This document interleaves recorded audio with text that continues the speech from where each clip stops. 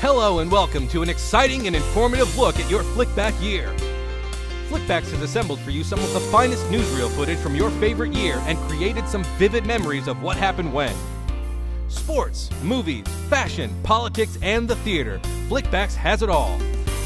Join us now for a stroll down memory lane and see just what occurred in your favorite year, 1957. So make yourself comfortable and prepare to recall the real pictures of the good old days. Enjoy the flick.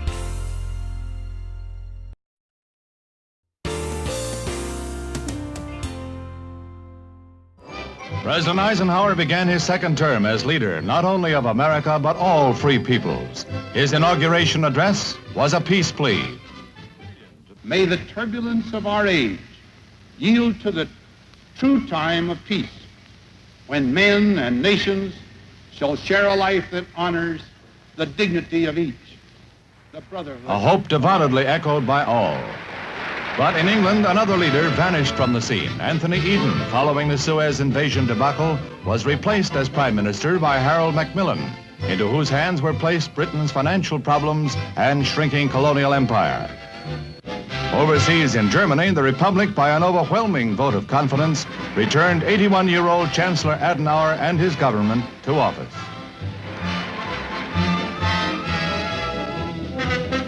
A new nation was born in Africa, with Vice President and Mrs. Nixon attending. Amid jubilant scenes, the former British colony of the Gold Coast became the Republic of Ghana, with Patriot Nkrumah as its first president. The move towards self-rule in Africa had been established. It was royalty year when Queen Elizabeth and Prince Philip were welcomed at the White House by the First Lady at the beginning of a memorable visit to the nation. At the Queen's request, a trip across famous New York Harbor was the prelude to her visit to the big city, where an especially gaudy ticker-tape parade awaited her. Blasé New York really rolled out the carpet for the young monarch, and with youthful delight, she enjoyed every minute of it.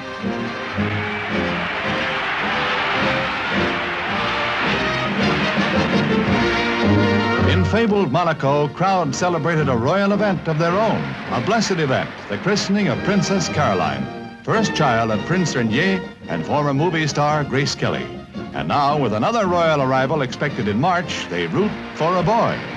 A 15-year reign of terror ended in New York when George Metesky was captured and admitted bombing 21 public places with a deranged motif, revenge. Also ended was the spy career of Colonel Abel, arrested after 9 years as master Russian agent.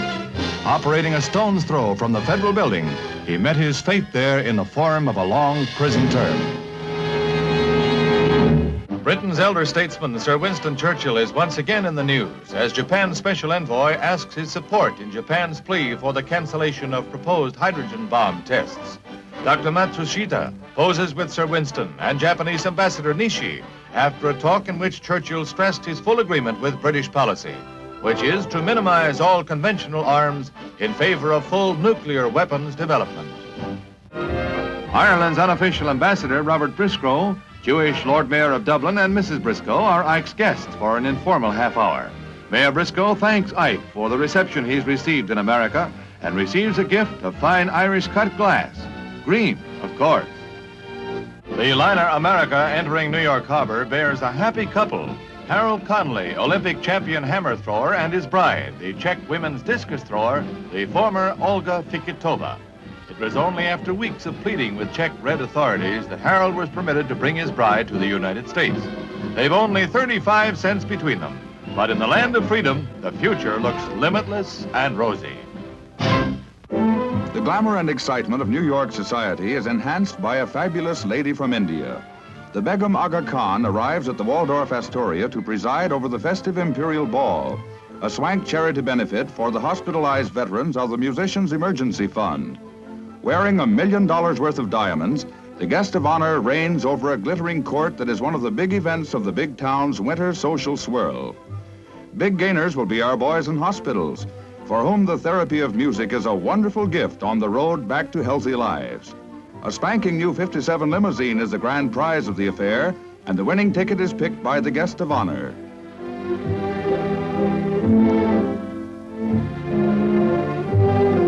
The lucky winner will ride in style, Meanwhile, dancing is stylish at the Imperial Ball, and most stylish of all is the Begum Aga Khan, here dancing with the dashing Prince Obolensky. Hello, I'm Marlon Brando. Throughout our history, men have been drawn to our causes by a common love of freedom. They've fought beside us and given us aid and comfort and the assurance that we were not alone. Now, these men came from all over the world. They came from Germany, France, Poland, and Hungary. And their names will always be remembered with affection and gratitude. At this time, the Hungarian people are fighting for that same sweet freedom. And we cannot send men to fight beside them, but we can send comfort and aid in the form of money and supplies. So give to the International Rescue Committee. Give more than you can afford, to the end that the Hungarian people may be reassured that they also are not alone. Your gift will be a payment on our debt. Send your contribution to Help Hungary, Box 2, Times Square Station, New York, New York.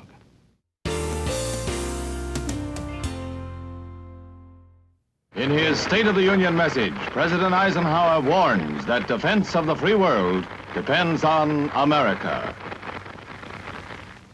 The existence of a strongly armed imperialistic dictatorship poses a continuing threat to the free world's, and thus to our own nation's, security and peace.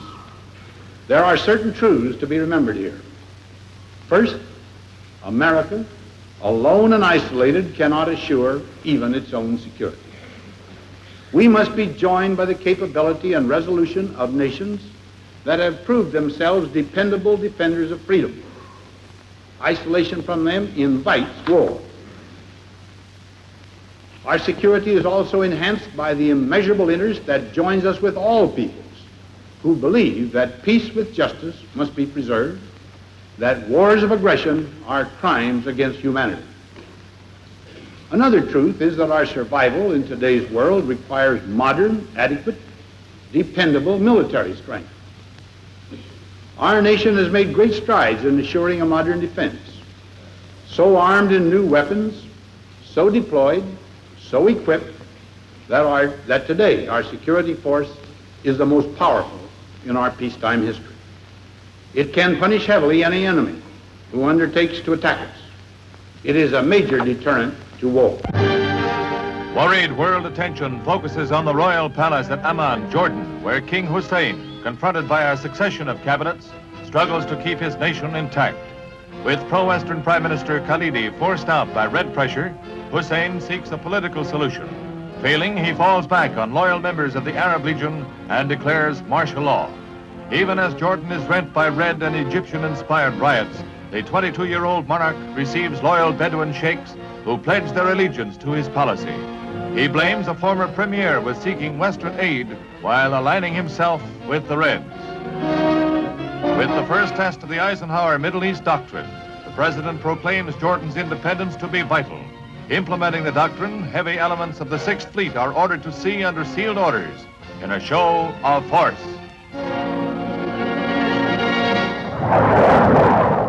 Politics have always had their smoke-filled rooms, but this is the French version, and Pierre Mendès France gets a warm reception as he presides over a rally of the radical socialists. One speech precipitates a barrage of tear bombs, which starts a series of fires in the Palais des Sports. In minutes, the place is an uproar as 5,000 milling people join the sport. French politics, ooh la la. In a special address to the Middle East on the Voice of America's 15th anniversary, the president restates his proposed policy for that area. I believe that the well-being of the peoples of the Middle East requires the nations of that region to build up and strengthen their economies and their institutions. Now, we must face the fact that while we are trying to help build a world of freedom and justice among sovereign people, the masters of international communism are working constantly to tear down that kind of world. Communism, according to all its own leaders, must be a system of international control and conformity. Thus, at its very heart, It is the complete opposite and enemy of any kind of nationalism. Its avowed program is to destroy totally the religions, governments, institutions, and traditions of the Christian world, the Buddhist world, the Islamic world, the Judaic world, and the world of every religion and culture. The communist rulers then proposed to substitute a whole new system of thought and control, dictated from Communist Party headquarters. They think that a few theorists and rulers know what is best for everyone, and they are determined to drive everyone toward that kind of world. President Eisenhower, vacationing at the Georgia plantation of Secretary of the Treasury Humphreys, hears of the deteriorating Middle East situation from Secretary of State Dulles and other top advisors. The gravity of the Israeli-Egyptian impasse causes him to cut short his winter holiday and return to Washington. At the heart of the problem still lies the Suez Canal. Here, a small Italian tanker attempts to run the gauntlet of still unremoved obstacles, but is turned back on the pretext of a sunken vessel loaded with explosives, a part of the war of nerves over the canal, which is within days of complete clearance. Finally, as arguments rage in the United Nations, a small Egyptian ship threads its way through the entire length of the canal. But the impasse remains. In the shadow of the Eiffel Tower and Sputnik, President Eisenhower, French Prime Minister Gaillard, and other NATO leaders gathered in Paris to consider the peril. Their decision? That 3 European nations would be armed with intermediate-range missiles. The magic of President Eisenhower was a rallying force to an undecided conference. And to give added impetus to its purpose, word was received of the successful launching of the Atlas intercontinental missile, an answer in part at least to Russia's space supremacy. In the rocket's fiery wake was America's sober realization that the battle had just been joined and that the work of self-preservation was at hand, the dawn of the space age.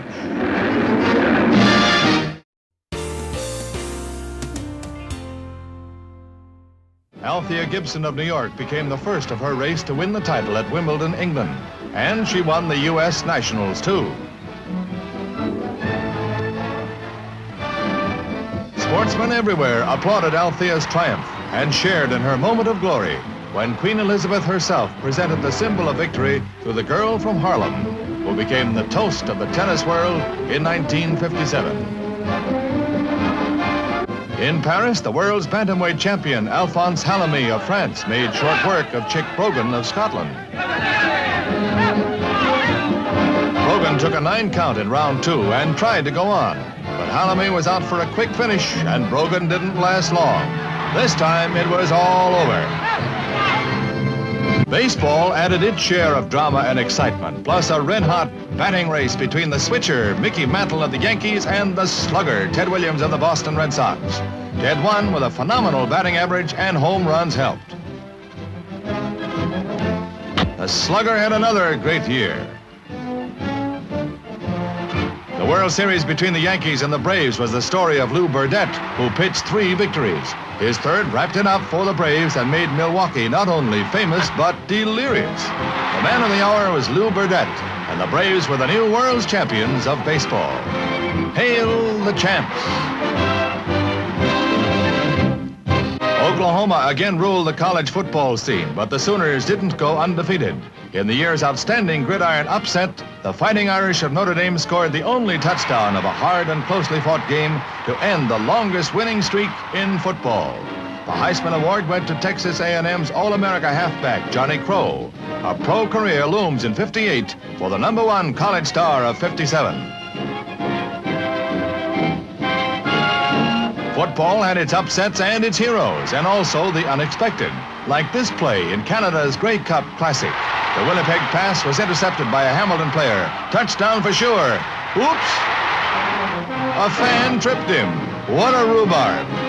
Basketball takes the center of the sports spotlight. The Invitational Holiday Festival at Madison Square Garden pits some of the country's crack teams. St. John's in white faces Brigham Young in blue. 2 fast-paced, closely matched quintets. Action aplenty. Oops, wrong kind of action, but no harm done and the play goes on.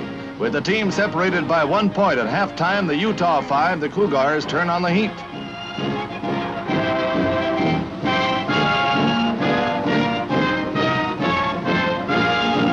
high-scoring Tom Stanky scores 2 of his 30 points for the Cougars. But St. John's Red Men are never out of contention, dangerous till the final bell. It makes for a good game all the way. Here's some neat play under the basket.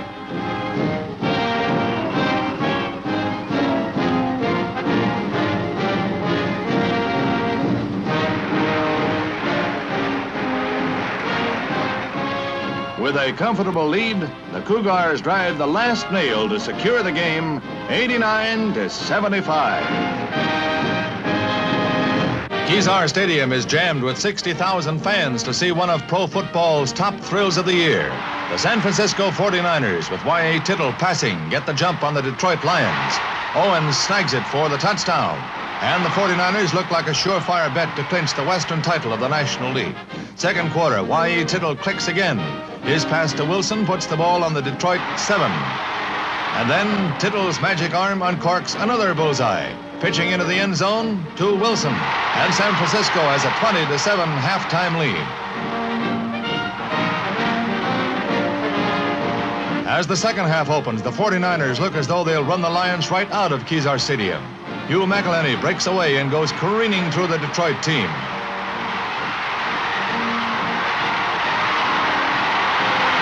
"70 yards before he's forced out of bounds.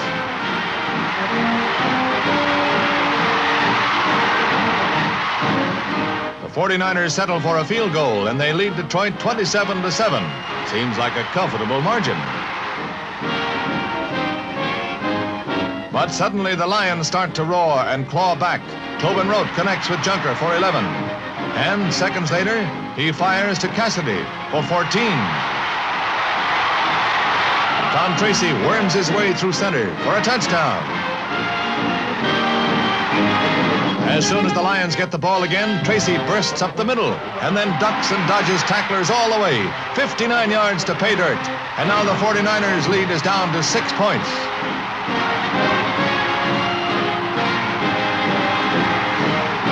The Lions are really roaring now. Rote hits Junker with a pass, and he barrels along to the San Francisco 15.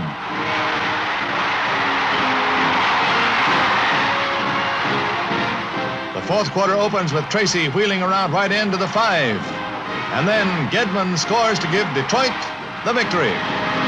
Records in track and field were set in the NCAAs at Austin, Texas. A new collegiate mark in the broad jump, 26 feet 7 inches for George Bell of Indiana. A world record fell in the 880 when Don Bowden of California headed for the tape, well ahead of the favored Ron Delaney of Villanova.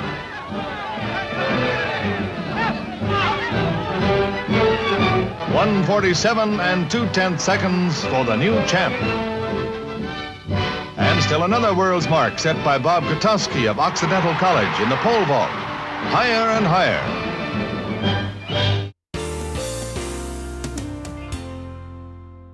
Hardware hats on parade.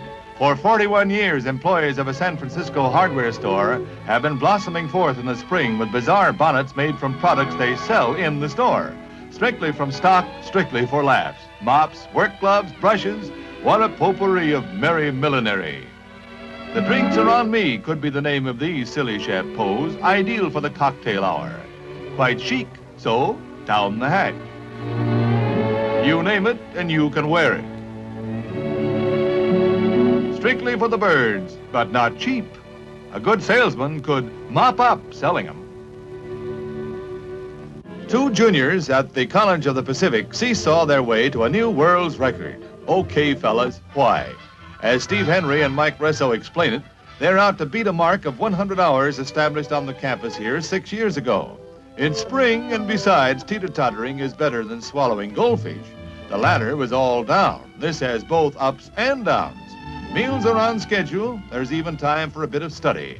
But the bystanders don't insist on it. They prefer to watch the boys eating or sleeping as a new record is made. Yes, they made it, but it was a close shave. A dirt track outside Paris serves as a proving ground for a melange of mad motorized madcaps. What it proves is beyond me, but what a wonderful time they're having. No lights, no cops, just carte blanche to do everything you and I have always wanted to do in a Sunday traffic jam. How often have you had to thread a needle to get home before midnight? If you think you're good at it, regardez these Frenchies. Ooh la la. Somebody in your way? Hit 'em. Push him out of the way. That's the ticket. Only here, you'd never get one. Ticket, I mean. Introducing that freewheeling whiz of the hamburger circus, Max the Chimp. The hitchhiker is brother Moritz. Between them, the two troopers of the Shax family roll him in the aisles in their Berlin debut. Roll him is right, and this time it's a rock and roll him. Look at that Max, will you? One hand yet. I'm the champ, says Max the Chimp. Says Moritz, nah, you're just a chump. Come with us to the Culinary Art Show in Chicago for a look at what the guys in the tall starched hats cook up when there's an occasion in the offing.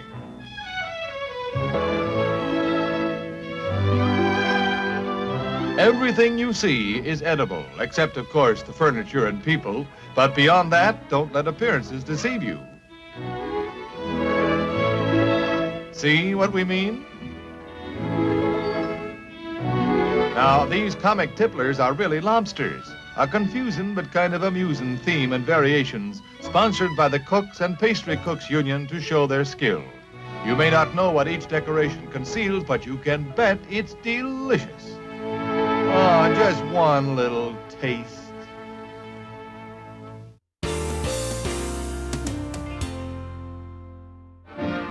It's the biggest night of the year in Hollywood as Oscar steps into the spotlight for the 29th time. And at the Pantages Theater, just about everybody who's anybody in the film world is on hand for the annual Academy Awards presentation ceremony. Among them, Robert Stack, nominated as Best Supporting Actor for his role in Written on the Wind. A special ovation greets Janet Gaynor, who in 1929 was the first to receive the award as Best Actress. Anthony Quinn this year won his second Oscar for his role in Lust for Life. Popular youngster Tim Hovey was among the onlookers, as was starlet Vicki Dugan, who earlier made an impression with her part in The Great Man, and made quite an impression tonight. The theater is jammed with a dazzling array of personalities as the Oscars, Hollywood's highest honor, are presented. Jack Lemmon presents the award to Best Supporting Actress Dorothy Malone for her appearance in UI's Written on the Wind, which was nominated in 3 categories. Yul Brynner receives the accolade of Best Actor of the Year from Anna Magnani for The King and I. Ernest Borgnine bestows the award for the Best Actress of the Year, won by Ingrid Bergman, accepted on her behalf by Cary Grant. For the Best Picture, Around the World in 80 Days, producer Mike Todd receives his Oscar from Janet Gaynor. Another thrilling Academy Award evening in which Hollywood honors its own. At the Korean Embassy in Washington, a distinguished roster of guests from the Diplomatic Corps and Capital Society attends a reception honoring Mr. and Mrs. Rock Hudson. The popular film star is being honored for his portrayal of Colonel Dean Hess in UI's widely acclaimed new production, Battle Hymn, the film story of the preacher-turned-fighter pilot who fought in 2 wars, organized the Korean Air Force, and who saved thousands of war orphans from abandonment and from red capture. An unusual tribute in the nation's capital for an outstanding film achievement. It may be cold where you are, but it's balmy in Bermuda, where the first of 1957 beach styles are revealed. There's a French flavor to the fashions from the collection of the French designer de Givenchy. The pants are separate from the tubular sheath. That's one distinctive feature of the new swimsuits, giving the wearer plenty of latitude to cover the longitude. Some stylish novelties decorate the Bermuda background. The long-legged suit looks like a throwback to old times, but the modern mosaic print makes it new and exciting, and the pants' legs can be pushed up to normal length. Exotic fabrics plus a French flair in styling combine for a welcome hello to summer. Anything can happen in the spring. It's a season when the ladies buy hats and baseball players go out and play double headers. Now you can have both. A double header hat is like saying, batter up, so to speak, for a collection of crazy hats for crazy cats. The silly season for bonnets is really topped by this show in Vancouver, British Columbia. The biggest hat in the world, for instance. Must be rugged to wear it, but the gals from the Chinese Y in Vancouver get a kick out of the corny concoctions. Some of the barnyard bonnets create quite a flap in millinery circles. A Mad Hatter must have dreamed up this millinery merry-go-round madcap for an Alice in Wonderland. She's in the social whirl. Chicken with cigarette wraps it up. Very chic. Cute chick, too. The Lido in Paris is aflame with celebrities on the Champs-Élysées for the opening of a new and zesty show. Everybody who is anybody is there. The Duke of Windsor heads the notables, which include Michelle Morgan and the famous mustache of Salvador Dali and veteran Maurice Chevalier.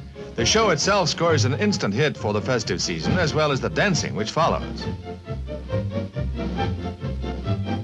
Author Francois Sagan sets the pace for an occasion that is truly Parisian, truly festive, and in every sense, a success. The Great Man, new Universal film, draws top personalities of the press and show business. Adria Coe and UI President Milton Rackmill. Opera star Robert Merrill and Mrs. Merrill. Sammy Davis Jr., one of the many Broadway notables on hand, including Billy Goldberg, Stubby Kaye, and Robert Alda. Model Vicki Dugan helps out in the gag shot with Al Morgan, author of the best-selling novel of show business, on which the movie starring Jose Ferrer was based. An early contender for 1957's Screen Honors. Marietta, Ohio stages the greatest civic celebration in its history to welcome Colonel Dean Hess and to celebrate the world premiere of his dramatic film biography, UI's Battle Hymn.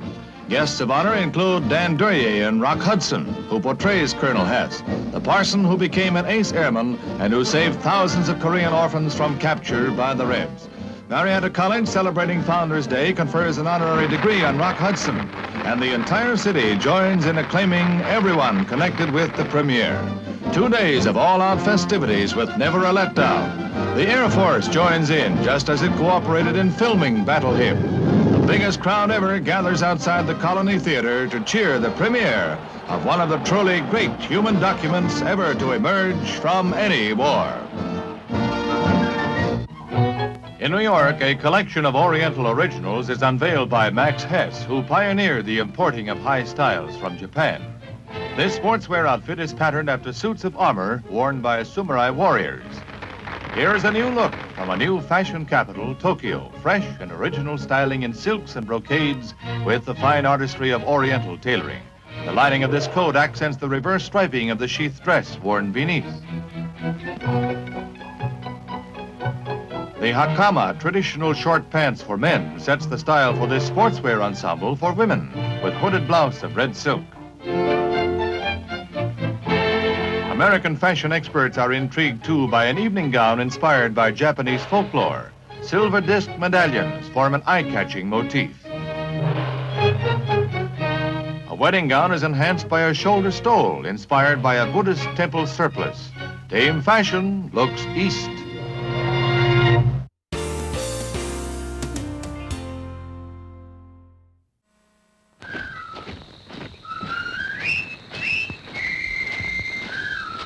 The adventure they'll all be talking about, as long as the motion picture screen has the power to thrill, to excite, to amaze. The winner of 7 Academy Awards and 27 international awards. From the makers of Lawrence of Arabia, The Bridge on the River Kwai. I am the commanding officer of this camp. You British prisoners have been chosen to build a bridge across the River Kwai. If you work hard, you will be treated well. But if you do not work hard, you will be punished.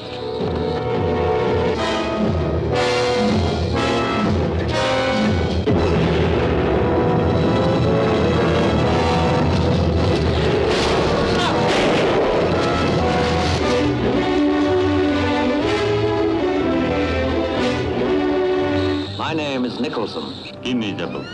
Well, by all means. You read English, I take it. Do you read Japanese? I'm sorry, no, but if it's a matter of precise translation, I'm sure that can be arranged. You see, the code specifically states that the... Numbers in the ranks! You'll go on without me. That's an order. You make me sick with your heroics. There's a stench of death about you. You carry it in your pack like the plague. You and that Colonel Nicholson, you're two of a kind. Crazy with courage. For what? How to die like a gentleman. How to die by the rules. When the only important thing is how to live like a human being.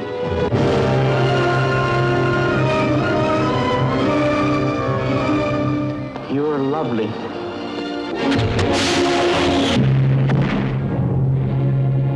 The bridge on the River Kwai. The picture that must be seen and seen again. For the suspense of its drama. For the courage of its fighting men. For the humor of its story. I thought you were the enemy, sir. Well, I'm an American, if that's what you mean. Men on a desperate mission, seeking a moment of peace. Never free from fear and danger.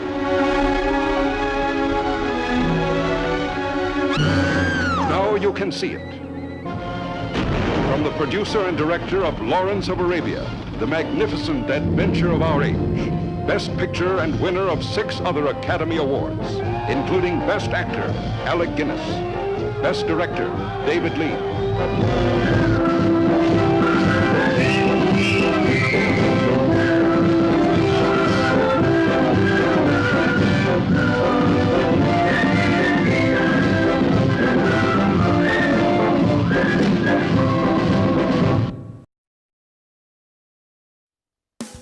Hello and welcome to Flickback Media and our fine lineup of retro and nostalgia products. Flickbacks has compiled a complete collection of newsreel DVDs from 1929 through 1974. Packaged as greeting cards, these trips down memory lane make the perfect inexpensive gift card for birthdays, anniversaries, and reunions. For those of you who not only enjoy the past but still live there, Flickbacks are also available in VHS.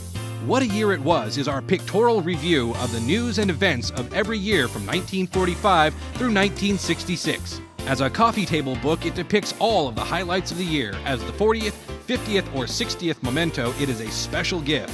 As Flickbacks has been publishing books for years, most of our older volumes are still in print and available. Check with your retailer or visit our website to determine the availability of our older book publications. Our toll-free phone number is 1-800-541-3533. And don't forget to visit our website at www.flickback.com. We hope you enjoy the Flickback to your special year, and we thank you for watching.